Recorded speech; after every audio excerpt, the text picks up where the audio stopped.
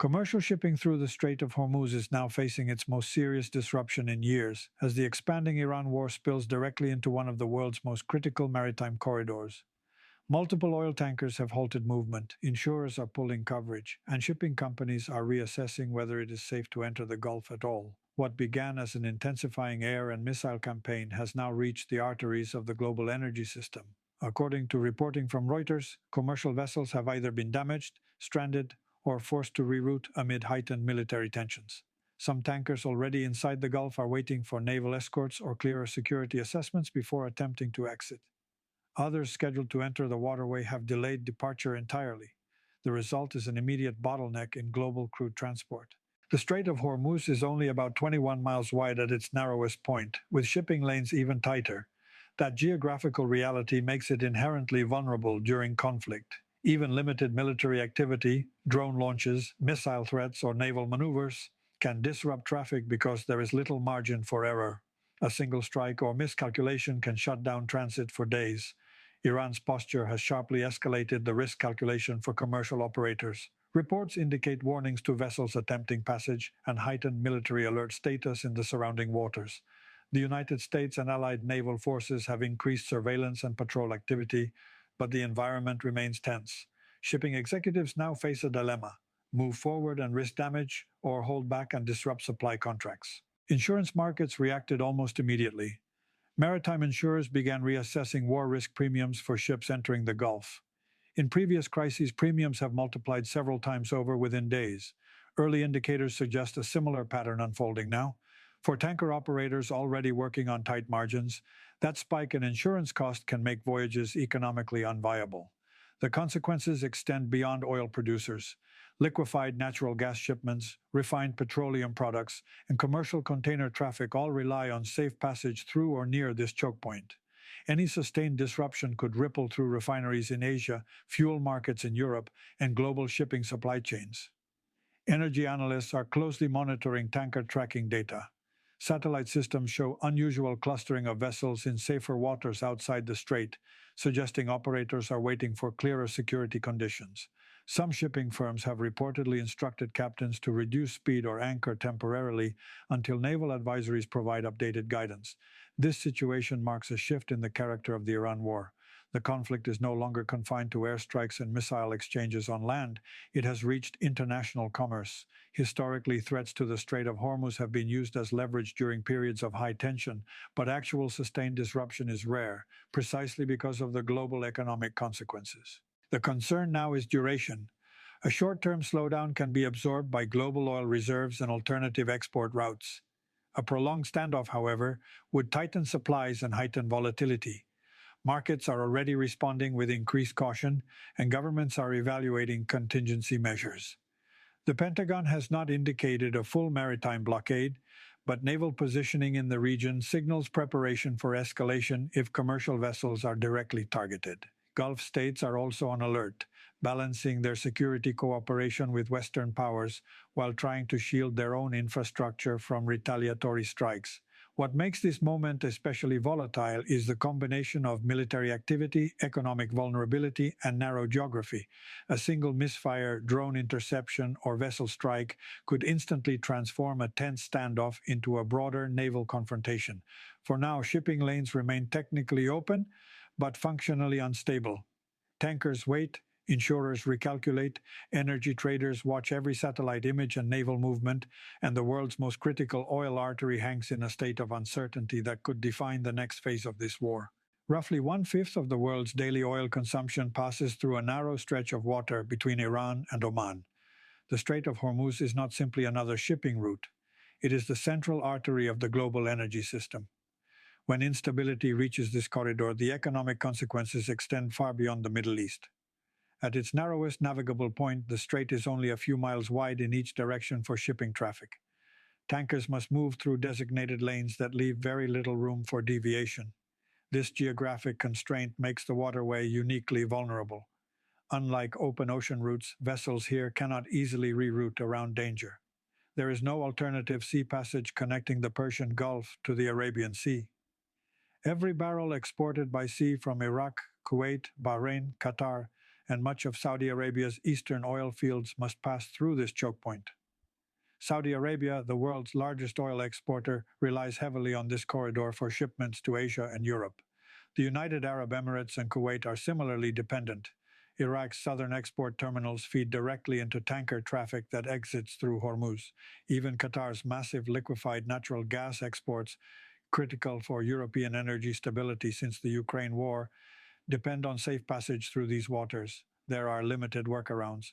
Saudi Arabia maintains an east-west pipeline that allows some crude to bypass the strait by moving oil to Red Sea ports.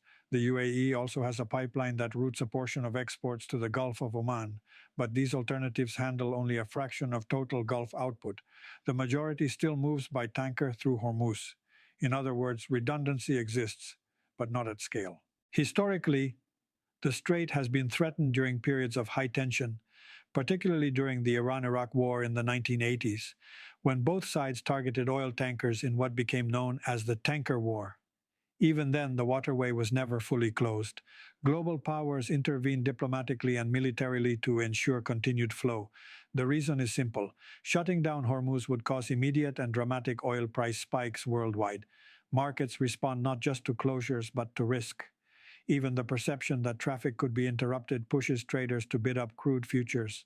That volatility feeds directly into gasoline prices, aviation fuel costs, and shipping rates globally. Energy importing economies in Asia, including China, Japan, South Korea, and India, are particularly exposed because a large percentage of their crude comes from Gulf producers.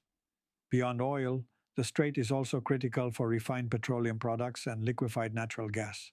LNG shipments, which are transported under strict temperature and timing requirements, cannot simply sit offshore indefinitely.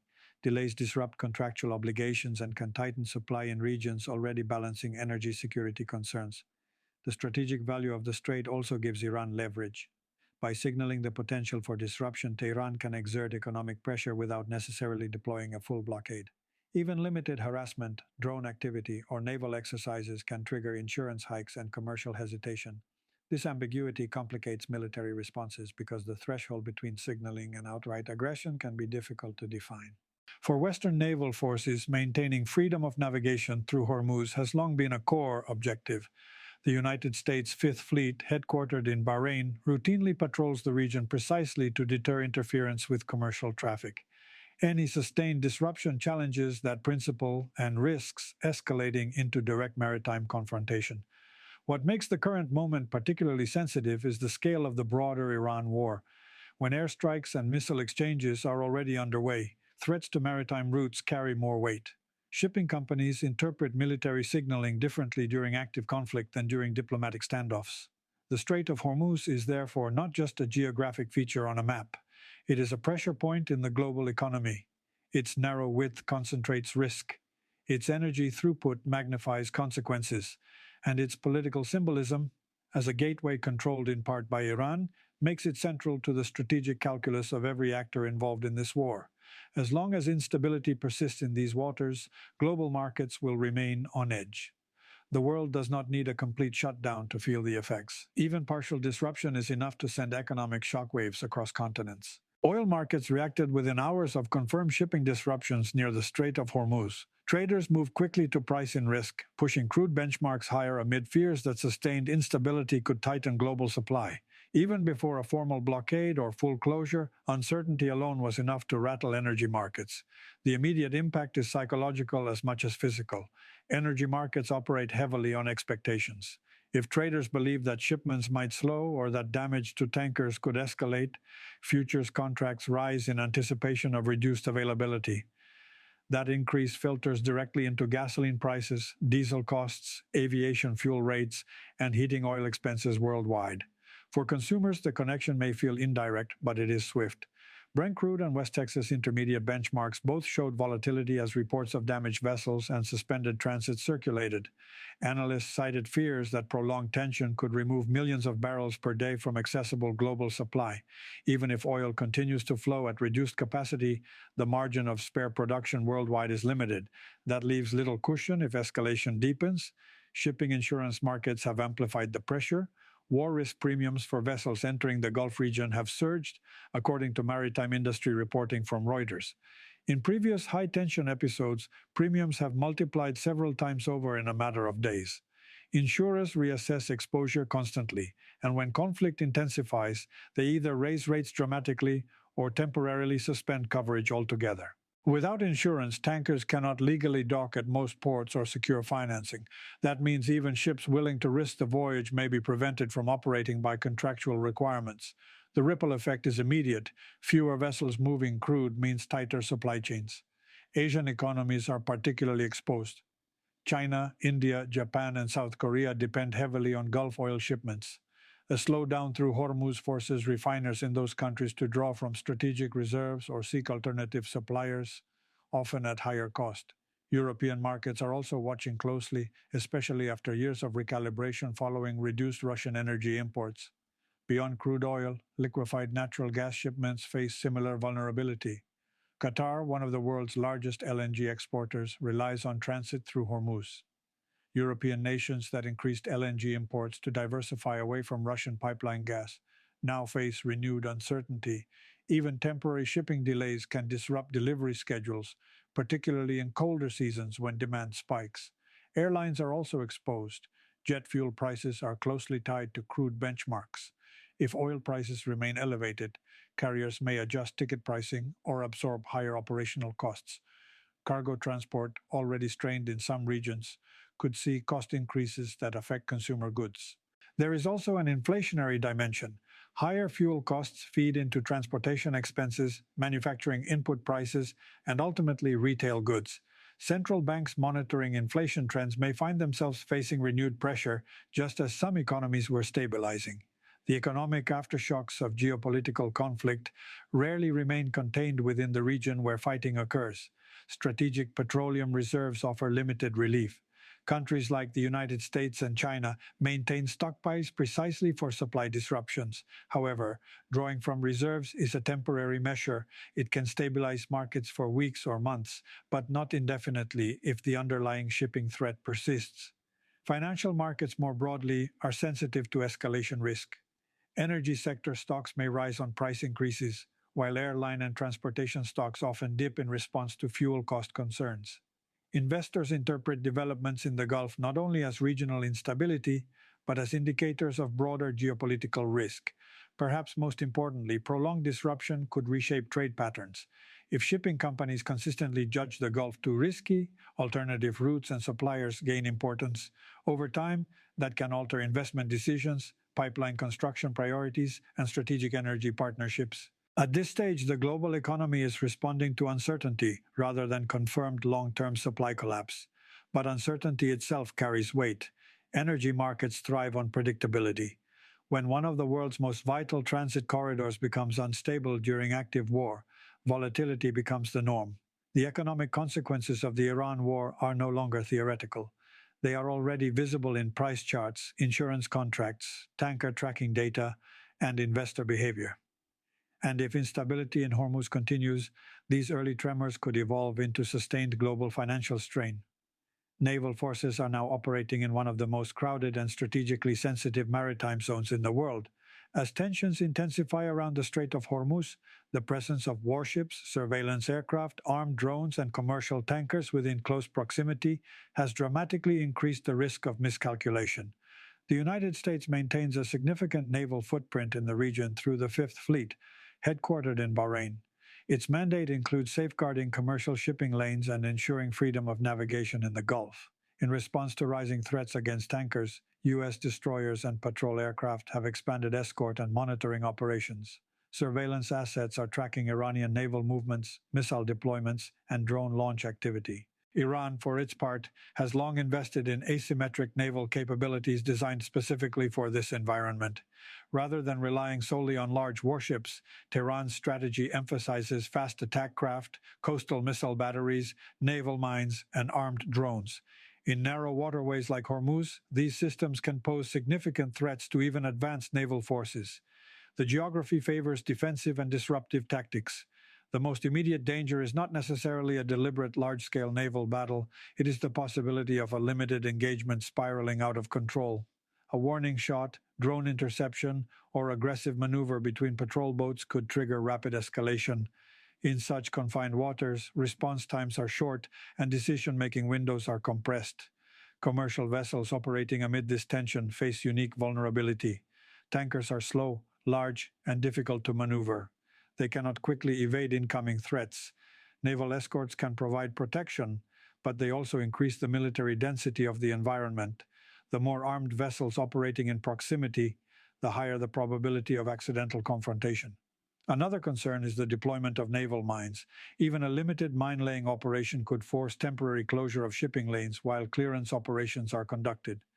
Mine removal is slow and methodical work. During that time, traffic would be halted, intensifying global economic pressure. Historically, even rumors of mines in the Gulf have been enough to disrupt operations. Drone warfare adds another layer of complexity. Low-cost unmanned systems can harass vessels, test air defenses, or conduct reconnaissance. If a drone strike were to damage a commercial tanker significantly, the political and military response could be immediate. Attribution in such scenarios can also become contested, complicating diplomatic channels. Regional navies are also on heightened alert. Gulf states are balancing domestic security concerns with the need to maintain energy exports. Some have increased coordination with U.S. forces, while also attempting to avoid direct entanglement and escalation. The strategic calculations of smaller Gulf monarchies are delicate. They depend economically on continued exports, but geographically sit within missile range. A full maritime blockade, if formally declared and enforced, would represent a dramatic escalation.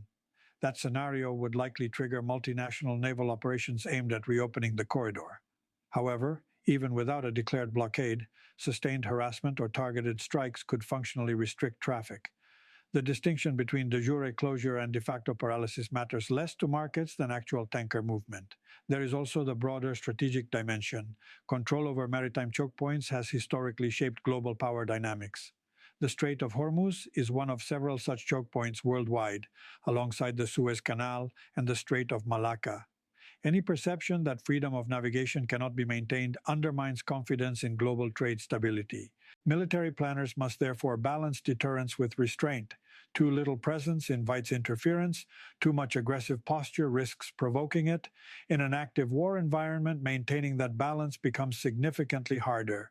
What makes this maritime theater especially volatile is the convergence of active regional war, global economic stakes, and narrow geography. Warships and tankers are now operating within miles of one another under conditions of elevated alert.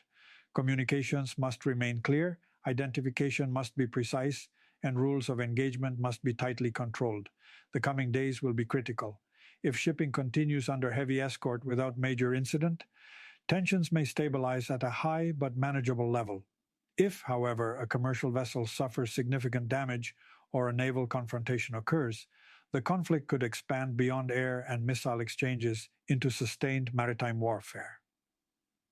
As military tension builds around the Strait of Hormuz, diplomatic channels are moving just as urgently behind the scenes.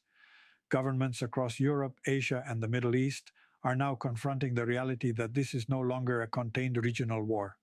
The stability of a waterway that carries a fifth of global oil supply has become a central international concern. Gulf states find themselves in a particularly delicate position. Countries such as Saudi Arabia, the United Arab Emirates, and Qatar rely on secure passage through Hormuz for their economic survival. At the same time, they must manage complex relationships with both Washington and Tehran. Public statements have emphasized the need for restraint and the protection of civilian maritime traffic. Privately, diplomatic envoys are working to prevent further escalation that could draw their own territories deeper into direct confrontation. In Washington, officials have reiterated commitments to freedom of navigation and the protection of commercial shipping. The U.S. Navy's presence in the region signals deterrence, but diplomatic outreach remains active.